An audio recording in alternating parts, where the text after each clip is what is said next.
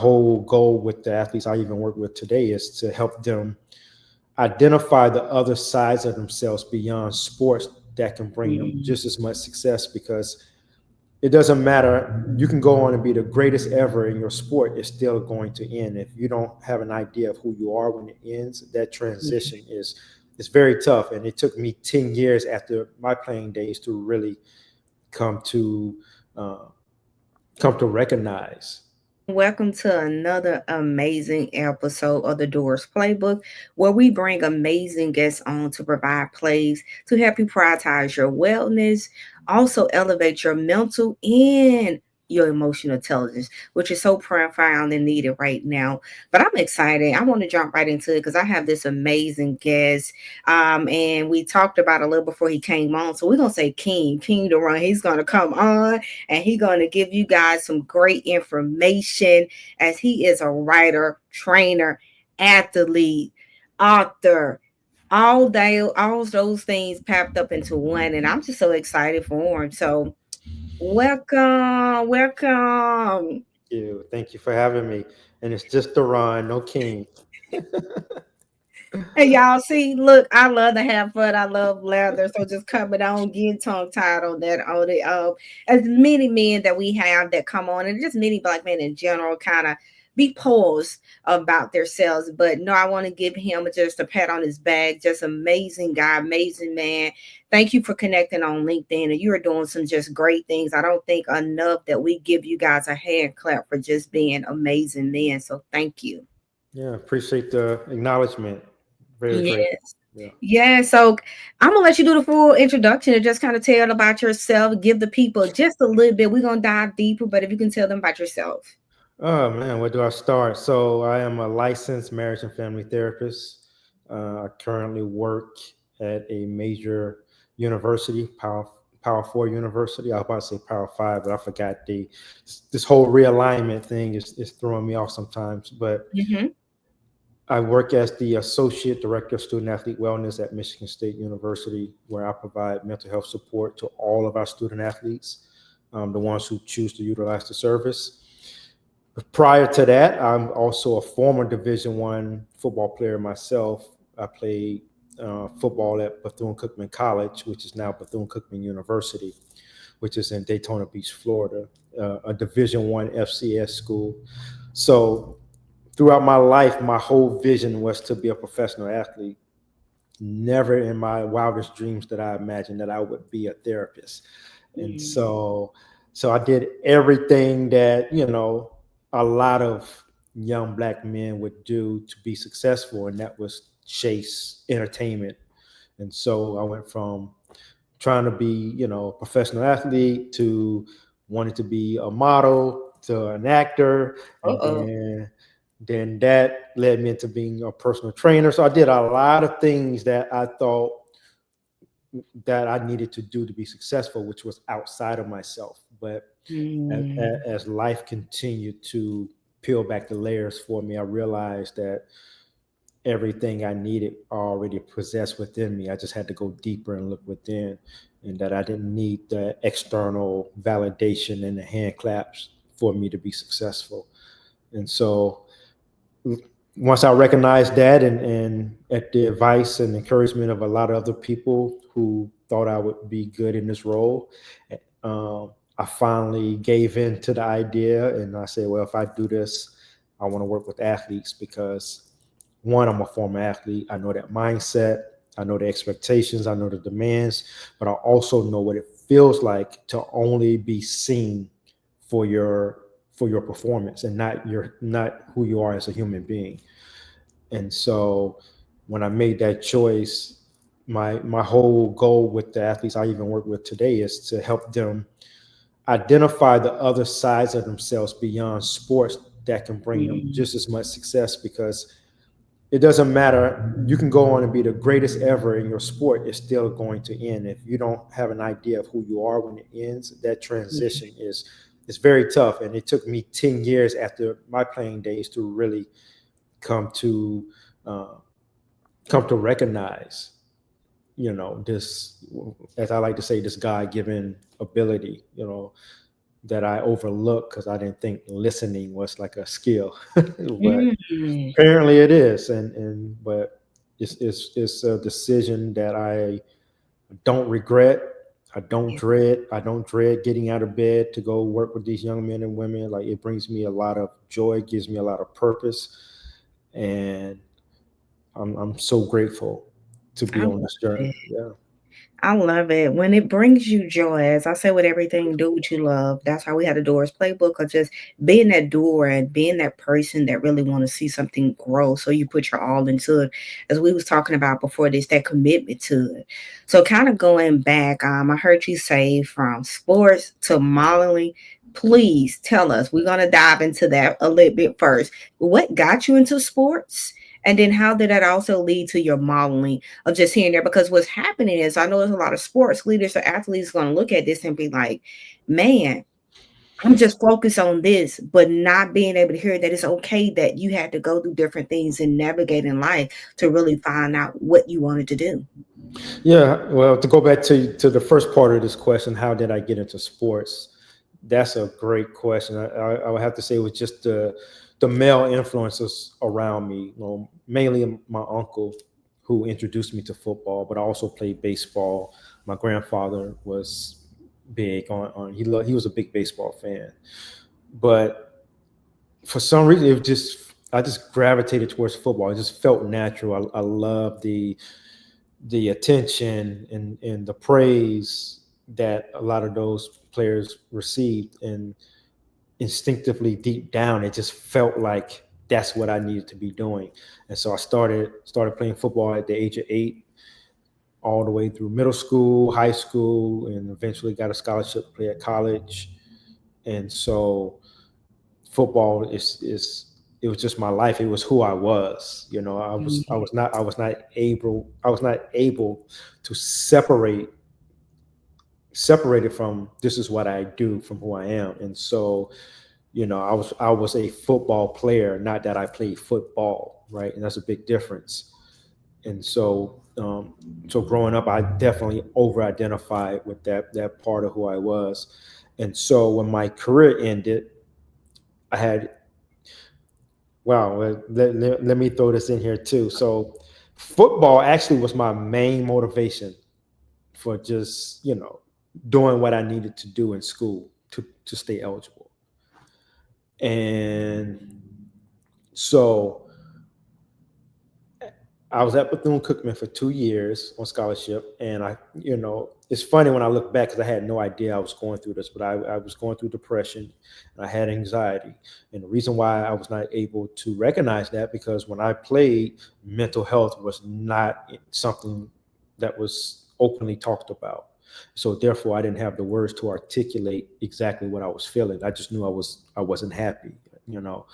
And so I ended up transferring and I went back home to the University of South Carolina because I'm originally from Columbia, South Carolina. And I walked on the football team for 1 year.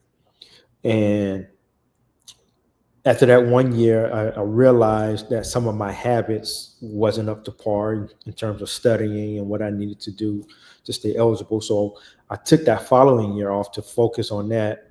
And then going into that next year, which was my last year of eligibility, I found out that I was ineligible to play, not because I had bad grades, but because of the number of years that I was in school, there was a certain amount of credits that I needed to have towards a major, which I didn't have.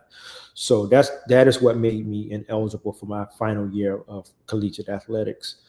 And when I received that news, all motivation for school just left. And long story short, I just ended up dropping out of college, and I then became a personal trainer at that point. And in the process of doing that, a cousin of mine owns and operates her own modeling agency, and so she asked me if I wanted to be a part of one of her upcoming modeling shows, which I agreed to do. And from there was agents from New York and LA and Chicago. And at the end of the show, they all, encouraged me that I should move to a bigger city because they felt like I had the potential to possibly break into the industry. And so at that particular point in my life, I didn't really have any obligations going on. So I decided to make the leap and packed up, bought a one-way plane ticket and $500 and moved to LA. And it's funny how life works because I had a plan. My plan was to somehow still be in the spotlight, but life, on the other hand, I felt like had to remove me from everything and everyone I knew so that I could get to know who the real Doron is. And so, and then that's when my path began to kind of break open for me. And before I knew it, I was on this journey to becoming what I am today. Ooh, we he just gave it all just so simple and smooth. I don't know if you guys caught that. He did that on that part. What I want to draw back to though of what you said about football, that you didn't know how to separate it. You said that you was a football player. You didn't play football. Can you just go in on that? Because as a former athlete myself, I definitely resonate with that, but just so that people can understand. Yeah, even with my athletes today, it's so easy when you're talented and you're good at something. And for me, at that particular time, I said, man, I'm fast, I can catch, I can jump. This must be what God put me on here to do. And so I pretty much tricked myself into thinking that this was the only thing that I was capable of Mhm. doing in life, and that will only bring me the success and the dreams that I had, which was far from the truth. And so when it all ended and I didn't have it anymore, that's when the rude awakening occurred. And it's like, wait a second, I thought this is what I'm supposed to be doing. And that's when I quickly realized that I had to I had to kind of reinvent who I was in some ways, or really discover who I am at my core. And that took me, for me personally, it took me 10 years to discover that. Again, it took other people outside of myself to help me recognize the unique gift that I possess. And so once I stopped resisting my calling and gave into it, eventually, obviously, I went back to school, finished my degree, went on, got my master's, and currently, even now, I'm 2 years into a 3 year doctorate program, which is still, all of this still feels surreal to me because, again, going back to going back to the days of all I wanted to do was play football, it was very hard for me to even imagine me being who I am today. And so to a lot of my athletes, I always emphasize, I said, especially the ones who come in and they're upset about not getting playing time or they get injured. And I said, well, I always show compassion and empathy, but I also like to transition and say sports at any time, regardless of how long you play, you can go and be the greatest ever, or it can end tomorrow. It's always going to end, and you have to know who you are outside of your sport. And so that is one of the biggest reasons why I wanted to become a therapist, because of that transition piece, which is what Mm, what a lot of athletes get lost in, because yeah, they spend so much time training for their sport where they don't realize that there's life after sports, yeah.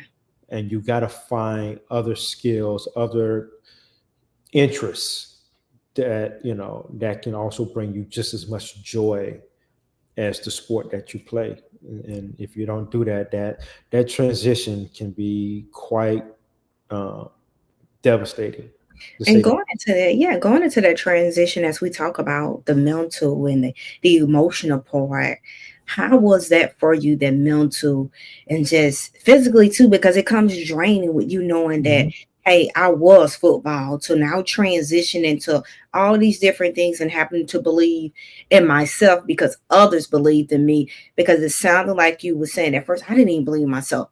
I had to just say, okay. I surrender. I'm gonna get this calling.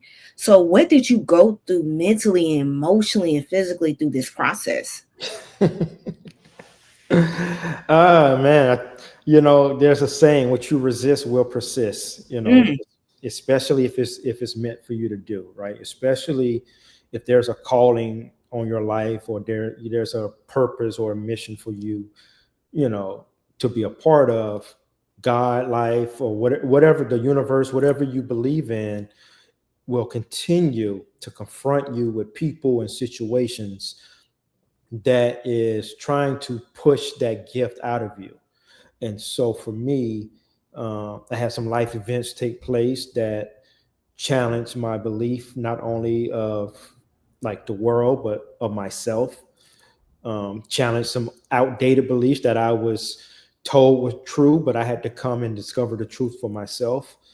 In terms of being a therapist, it's funny because I always wondered, like long before I made the decision to become a therapist, complete strangers will always walk up to me. I mean, people I would probably never ever see again, but they will always walk up to me and just strike up a conversation.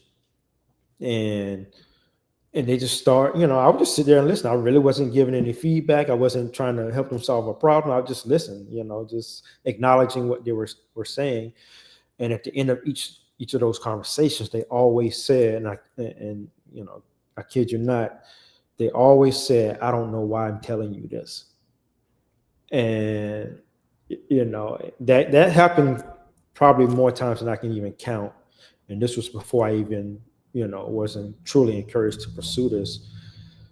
And so that's when I was like, okay, maybe there is something to this. And again, I find that when you are resisting life gets a little harder because you're not flowing with it, right? It's like trying to swim upstream, right? If you don't just you put in so much effort, you're trying to force your way through life, and it just gets tougher and tougher because you're not allowing things to be what it is, because it's not what you think it should be. mhm.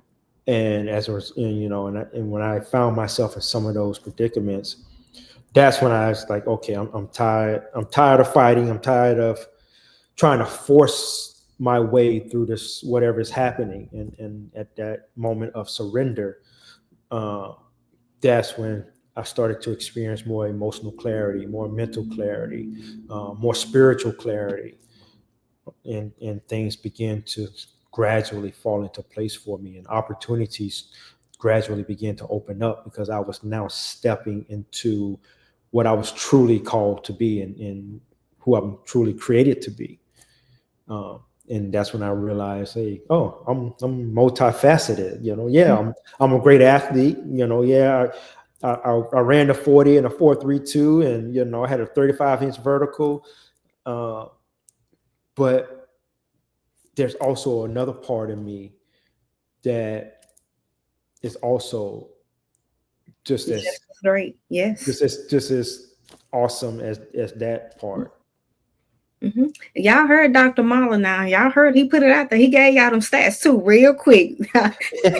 Let y'all know what it was in there. Like, look, I still got a little bit of it. So most definitely, like you say, when things happen and it's time for you to actually say, okay, I surrender, things get hard. So in your hard time, you did say a little bit about the emotional and mental clarity start coming. That you have to get help though. Was there someone you leaned on, or did you go to any therapist or anything? How did you maneuver through some of the stuff? That's a great question. In complete transparency, even through all of that, again, being even accepting and surrendering to becoming a therapist, going to therapy still wasn't on the forefront of my mind. I Mhm. was, so I consider myself more of a spiritual person, meaning, I do believe in God. I pray, but I'm more open to learning about other beliefs, just to have an understanding. Definitely. Because everyone that I work with, all my clients don't think and look like me or come from, have the same life experiences of me. So, it keeps me open and less judgmental. So, but prior to that, I was raised in a very, Christian household, which I'm very grateful for. It gave me the foundation to know that there's something greater than myself. So I was leaning a lot on that to kind of get me through, and family and friends, typically, because therapy again was still a foreign concept to me, especially as a black Mhm. male from the South. Yeah. But once I got into my grad program, and they said, well, not only do you have to take all these classes and do these projects, you also got to go to therapy. Yes. It's a part of graduation. so and you got to do it. I forgot what the hours. I don't know if it was 60 hours or 100 hours of therapy. I don't. Most definitely, because being a psychologist too, we had to do that as well. Thankfully, I was already in counseling Yeah. during that time, but yes. So so that was like, okay, well, this is what I got to do. Like, okay, whatever. And so when I first started going, I was like, yeah, I'm just trying to get these hours, you know. But the more my therapist was working with me and really helping me get to the root of me and why I did certain things, why I thought a certain way. And I was like, oh, Mhm. this is it. I like this, Yeah.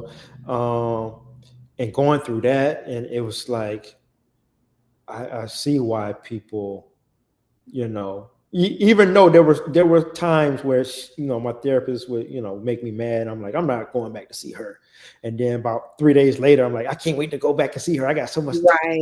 You excited for it. it's so doing that was the kickstart of doing therapy. I did a 10-day silent meditation retreat where there's no talking, no phones, no books, no music, nothing but you and your thoughts and your feelings, and you learning to sit with it, and, Wow. and, and being okay with accepting what reality is. I've done a men's rite of passage where I, got together with other men in the wilderness, and we did like rituals from like Africa and other cultures of how men in those cultures are kind of ushered into manhood, and having an Mm. understanding of what healthy manhood is, and bonding. So these are all some of the things that I have participated in to help me understand who I am as a man and as a human being, first and foremost. Mhm. I love it. As we go back to one thing, I really want you guys to catch on that. He said that even though being a therapist and in those or taking those classes, he still had to find his way. And I think that's a big thing, especially in our culture, the Black and Brown community. We shy away from getting help or talking with someone and feel like it's such embarrassment or it's all. But as you see from his smile and my smile, we both know that, like, even now, my therapist, I'm excited. Like, that's my home girl. I'm like, girl, guess what happened? I'm ready to talk to her because we need outside people that's we can talk to and we can lean on and pour on, because at a point in time, family and friends, they get tired of us pouring on 'em. Just we're just gonna be honest. So we need that. But I love that he went through the spiritual and then connected with the therapy and other things as well too. So it's other ways to get help and sees a community of people that can show you the right way. So I hope you guys really took that in, especially my males, of connecting with other brothers. Get out of your own element, doing something different on it. And from that, you talked about also the emotional part, and really want to drone in on that because me and you both are big on emotional intelligence and how emotionals help, and being someone that was in leadership as a leader working with you. How important is emotional intelligence as a leader to be able to carry that in the job and day-to-day basis? Oh, that's a very important piece. When you can be aware of not only your own thoughts and feelings, but can emotionally attune to other people, and help other people feel seen and heard. Ultimately, they kind of they internalize that as I am valued. And so when a leader has developed their emotional intelligence, which consists of, Daniel Goleman says emotional intelligence consists of 5 pillars, which is self-awareness, self-regulation skills, social skills, and as well as like empathy and I forgot the other as Motivation. the motivation piece. And so when a leader has taken the time to do the work, do the inner work, right? Because that's really how emotional intelligence is developed, is you taking the time to really understand why you feel what you feel, why you think the way you do. And in the process of that, at least for me, and I believe it's true for a lot of other people, that when you start to do that work, you develop a sense of self-compassion and self-forgiveness and empathy for yourself, which then in turn allows you to give that to other people, because now your sense of awareness is more heightened. And so when a leader is able to develop their emotional intelligence, they can now attune themselves to their team members and kind of pick up on the cues to kind of have a better understanding of how to lead that person or that group of people. And so it is so important for leaders to take the time out to truly understand their own their own feelings and also how to cultivate that compassion and that empathy for other people. Most definitely. And with that being said, that you guys heard of all the great things emotional intelligence. It's a day-to-day life living for me with emotional intelligence. Mhm. Growing up as someone that was told that I was overly emotional. And like you said, after you go through trials and tribulations, you learn that some of the stuff that people may deem as negative is actually positive, because I was that emotional kid, cried about everything. Some stuff now I probably should have. But it was emotions because I had empathy. I was sympathetic for other people. I cared for other people. I wanted to see everybody do well. So I was always emotional as I started going through psychology and sociology and all those different things. It was just profound to me that I was so in tune with other people's emotions and how they feel, and also how those emotions can help you become a better person because of that. So it's such a great thing. But I guess with you and being that you're in the sports industry right up there in Michigan, why is it such a taboo for people? Like emotional intelligence, you say that people pause first and like, should I run or should I stay and talk about it? What is your thoughts on why of that? I mean, again, it's people for whatever reason think that it's a sign of weakness, right? To hear the word emotions, but you can't be human without it. And Mm, so I don't care who you are, how big you are, how strong you are, you feel something, you're going to feel it. You may not have the exact words to articulate that particular feeling, but as a human being, man, woman, child, regardless of race or ethnicity, it's a part of feelings inform us that either something is off balance or something is in alignment, right? It's like that's what feelings are designed for. mhm. And so for whatever reason, people still feel, for some people, that having emotions or having feelings is for whatever reason, is not part of the human makeup, which is a false belief. And so again, I think it just boils back down to that it's a sign of weakness. Something is wrong with me if I have feelings, Yeah, and I think it's just miseducation around that, or refusal to, or just denial. Still wanting to present themselves in a way that makes them feel like, be perceived as they're perfect, and nothing is wrong with them. But everyone feels something regardless. like you said, you're not human if you don't have emotions. And that's a huge thing of understanding that emotional intelligence is only helping me become a more, or I should I say, a better person emotionally. Like when you're able to be intelligent in everything that you do, especially emotions, it's a whole nother level. And for ones that just outside of sports, when we're thinking about relationships, you want a great relationship. Mhm. When you want a great relationship, you have to be emotionally tuned with that partner. You got to be able to accept some things that they're not going to like about you and you're not going to like about them. Let's just be honest and be real. But the thing about emotional intelligence, it gives you that space to say, it's okay. Yep. I'm aware of their emotions and also I'm aware of mine and how to manage those emotions on there. So I think it's something that, we really need to push more within sports industry. And with that, really being able to push more, I guess with sports leaders first, before we say what are some more ways that it can be pushed, but with sports leaders, kind of explaining to them how that can make them better for their teams that they're coaching, because that's something that I speak to a lot of sports leaders about and do facilitation of. Okay, this is help you make a better culture of your program. Yeah. Yep. Yeah, if anything, yeah, definitely. I don't think people, it's funny because I just, learned this after playing sports of how emotional sports is, right? Mhm. I think back to my days, like even before a game, how I needed to have a certain song to put me in a certain emotional state, right? But those wasn't the way that I was perceiving it at that time. And now that I'm on the other side of things and have done the inner work and continue to do the inner work, I want to emphasize that I continue because it's you don't just do one thing and you're done. Like it's ongoing.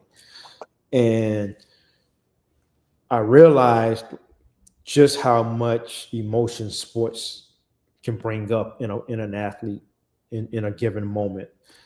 And so it's very important that they add that to their training skills because to your point, when you have strengthened and developed your emotional intelligence, meaning you are aware of yourself, you know how to regulate, the frustration, the anger that you may feel after a mistake, or when the game doesn't go your way.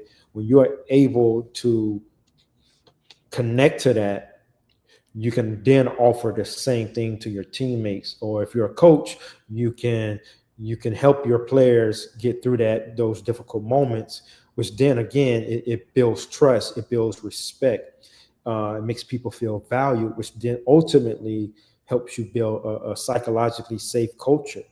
It gives everyone the permission to express themselves in a way because they know they're not going to be judged or shamed for having feelings. And as a result of that, you're going to get the best out of that player or that person because they feel like, okay, I can trust my coach, I can trust my teammate to Yeah, share what I'm feeling, and they're not going to make me feel bad about it. Therefore, I'm willing to give it my all when it's time to compete. I love it. I love that you said that because they don't bring them the shame, and not to toot my own horn, but I will. So, in high school, keep it short, I had a young lady that played sports with us, and the young lady was not that great at all. But she loved to play. It was her way to get out of the house. And at one point, I was doing business for entrepreneurs, just startup or just the mindset of being a new entrepreneur. And she called me and we started talking, and we're talking about the entrepreneur, and her kids get on the Zoom and they're like, "Hey, Auntie." And I'm like, "Auntie, I don't really know these kids." But they like, "Hey, Auntie, we know so much about you." And I'm like, "What do you guys know about me?" Saying to myself. And they was like, "Yeah, she told us so much how you helped her in high school." And I'm like, "No." And I could say her name. I was like, "Me and Tanya was cool, but I didn't know I was like helping her." And she was like, "Yeah, you did a lot for me." She said, "What you didn't know that I was through foster care throughout high school. And I played sports to get away from things at home." She said, "My foster parent was actually sexually abusing me daily at the house." Oh wow. And she said, "When I was at practice, I loved it." She said, "Because you was on me." She said, "No matter what." She said, "I knew I couldn't play, but I loved that someone loved me and allowed me to speak and allowed me." Because I was like, hey, we wasn't the best team. I'm just going to be honest about that too, because I'm real.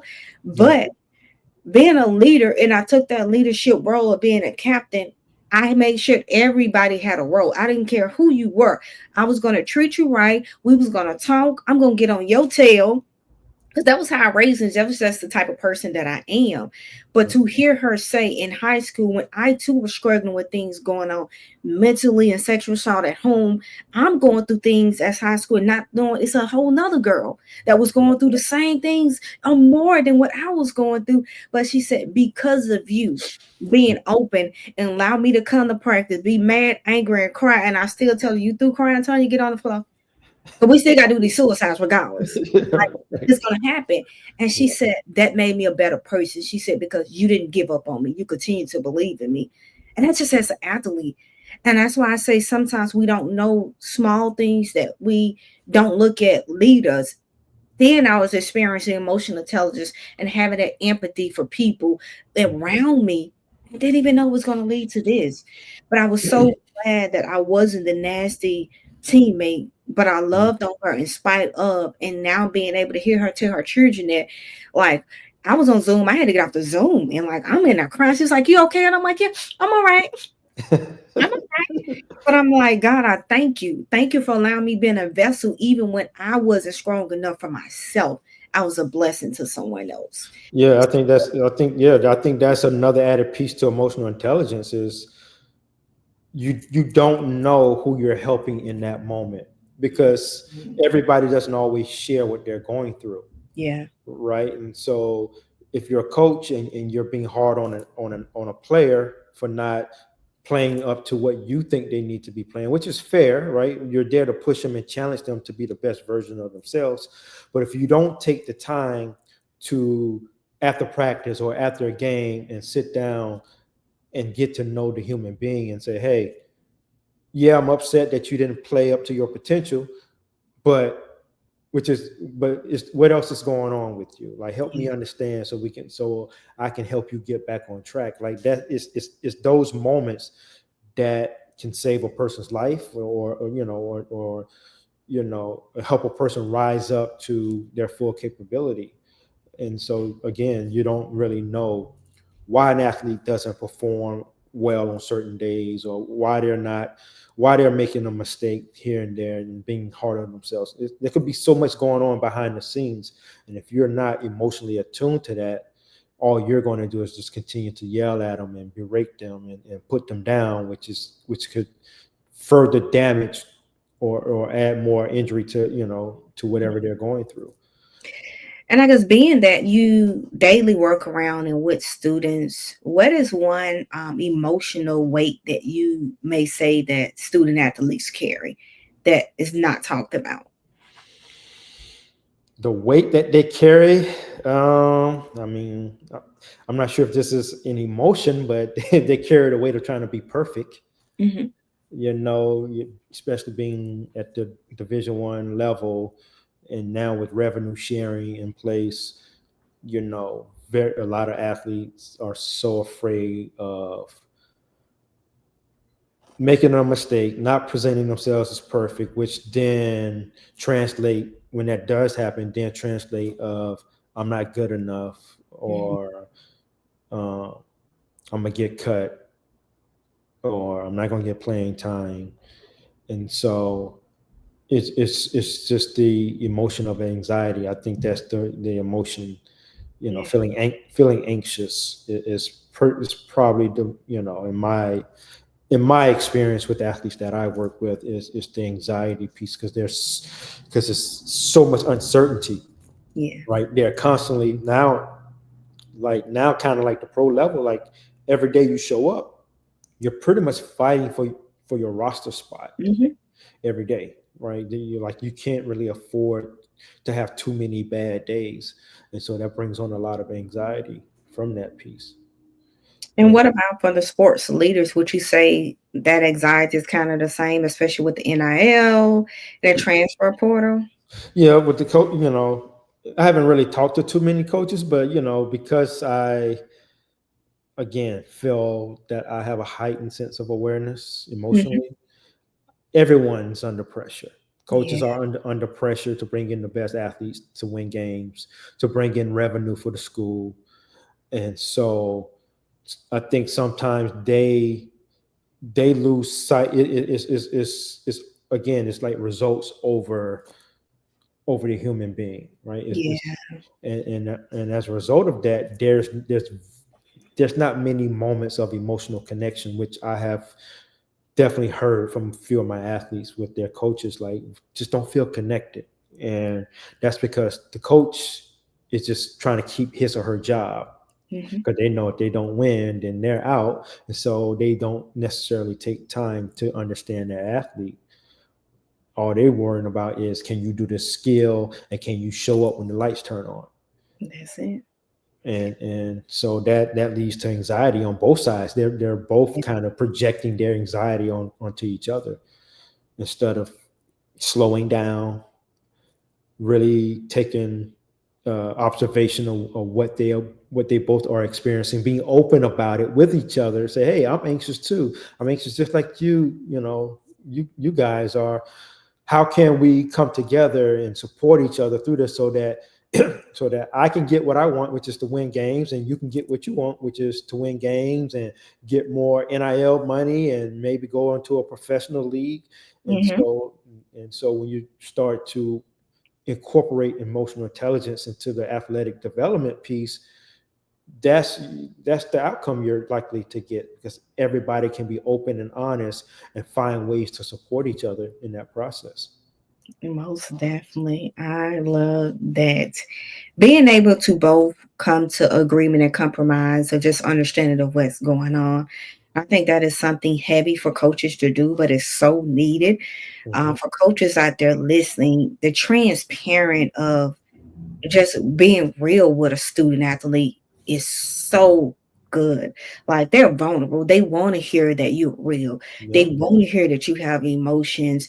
And I know, as a former coach with my kids, I would talk to them all the time. And I still have my babies now. As a coach, they would say they would run through a brick wall with me, Mm. because I was so open to tell them, coach don't feel good, coach is struggling, coach is going through things. Hmm. Guess what? Coach didn't want to show up practice today. Guess what? Coach didn't really want to be dealing with y'all today. They laughed about it, but they was like, coach, you was real with us. So it made us be even more real with you. Yep. And I still have those relations. These babies from elementary now into college. And I'm Wow. so thankful I've been able to see them grow and still, talk to them. And I actually got one of them coming up on the actual YouTube channel in 2 weeks, just to talk about her journey and also his journey as a band member. So I have several athletes coming up just talking about the emotional and mental piece that they went through, but having someone that they can pick up the phone and call outside of just, I say a coach being a sports agent. That's kind of what it's Yeah. looked at right now. Like, you coach, but you're a sports agent. Because if I don't jump right the skip, as you said, I may not be here. But you Right. want someone that when they go to your parents' house and they tell you, coaches and sports leaders and ADs, that I'm gonna love on your kid, those parents expect that, those kids expect that. Yep.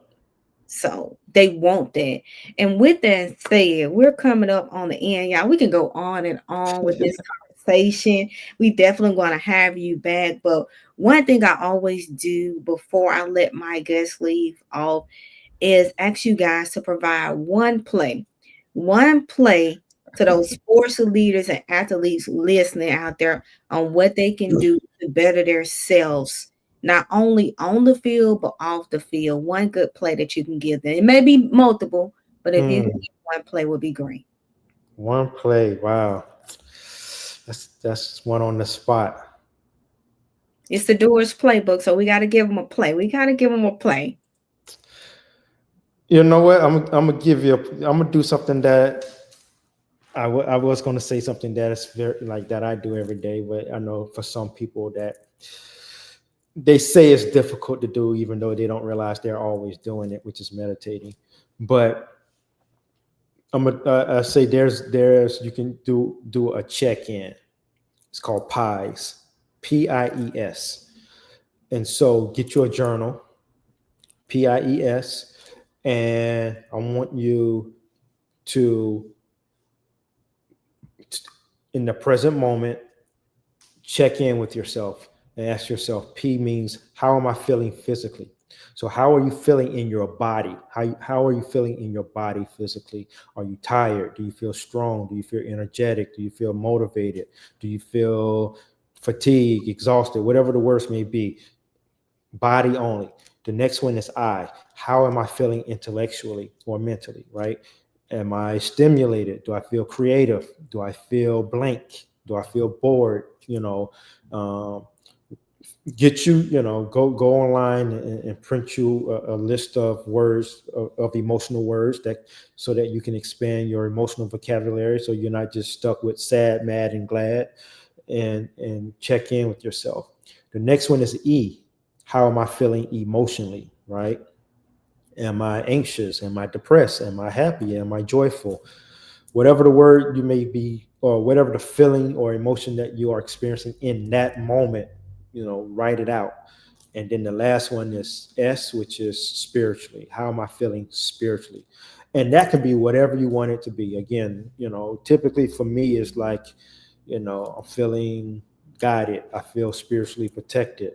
Or you may say, normally how I like to also explain spiritual is whatever you feel connected to that's giving you a sense of purpose, or helping you continue with life. So some people say, hey, I'm spiritually connected to my book or my car, whatever it may be. You just whatever gives you a sense of fulfillment. So to kind of recap that, I'll give you a quick example. So for me, physically, right now in this moment, I feel I feel motivated. I feel strong because I worked out today. So that works. Intellectually, I feel stimulated based off this conversation. Emotionally, I feel excited. Again, a large part because I knew I was coming on here today, and I'm happy I'm here. And so that's contributed. And S, spiritually, I feel connected. I feel guided. I feel like I'm just in alignment with my purpose, and everything is unfolding exactly how it should be, even if it's not in my way or in my timing. So that is a play that I will leave you all with. Thank you so much for that amazing play of pies. I definitely wrote it down. I'm taking it in.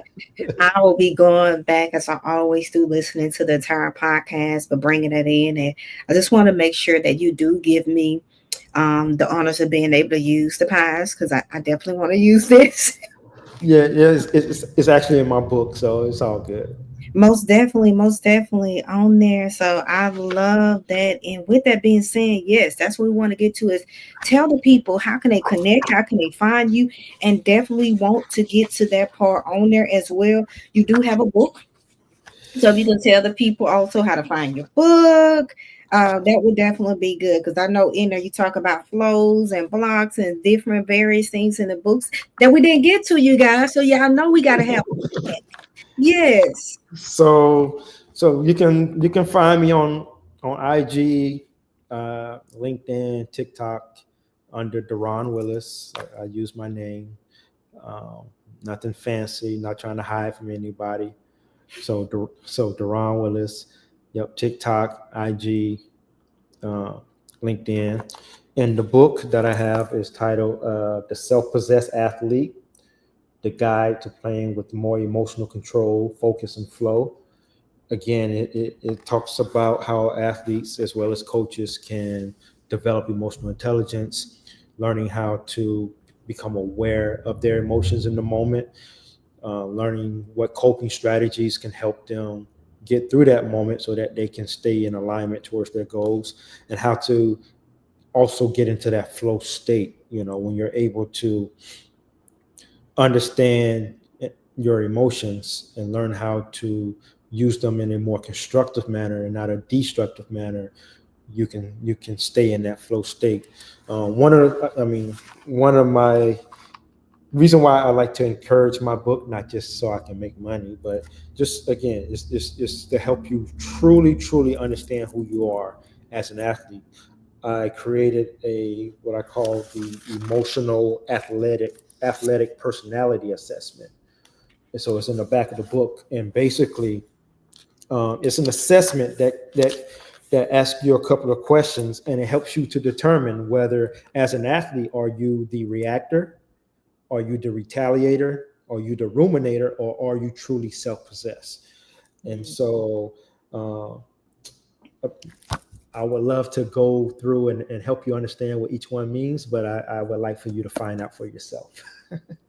Most definitely. And we're going to drop that link. You guys will have that link too to be able to get it. I'm excited about it because I will be getting to add it to my book collection, but most importantly, to just jump in on it and get more education myself because I'm always a learner, always a student, in spite of every teaching that I do. But thank you so much for blessing the show, blessing, as many are saying podcast. I'm just saying a YouTube where I'm getting all my country cousins together and we just really talk about sports, emotional intelligence, and leadership, and all the great things that we omit to talk about because some of them are seen as weaknesses. So Yeah, definitely want to thank you for blessing us with that. We will have you back on here yeah. sometime soon. We gotta have you back, but also we will have all his information below you guys so you can definitely, I want you to follow him. I want you to connect with him and get more information. As you seen just from this small bit of how much more he can do, I know it one-on-ones. So I'm batting for him to say, hey, go get it. I'm always just to make sure of that. But this is your girl, Coach Perry. And as always, you guys, y'all know what time it is. Don't just talk about change, be the doer the change you want to see. So, whatever it is you want to do in life or you want to achieve, go out there and do it.